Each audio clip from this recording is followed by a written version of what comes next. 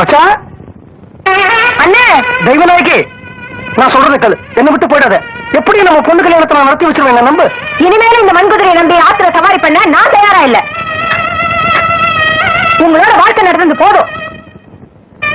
பெத்த பொண்ணு கல்யாணத்தை நிறுத்திட்டீங்களே, நீங்களும் ஒரு மனுஷனா? என்னம்மா, அப்பா மேல உனக்கும் கோவமா? நான் உங்க பொண்ணுப்பா, நீங்க அம்மாவை பத்தி கவலைப்படாதீங்க. அம்மா எங்க போயிட போறாங்க? எவ்வளவு கோவம் இருந்தாலும் கிராமத்துக்கு தான் போவாங்க. நான் உங்களை சமாதானப்படுத்திக்கிறேன். எனக்கு என்ன வருத்தம்னா, உனக்கு ஒரு நல்ல இடத்துல கல்யாணம் பண்ணி பார்க்க முடியாத பஞ்ச பரதேசியா இருக்கேனே, அதம்மா வருத்தம். வருத்தப்படாதீங்கப்பா. ஊரர் பிள்ளைய ஊட்டி வளர்த்தா தன் புள்ள தானே வளரும்னு சொல்லுவாங்க.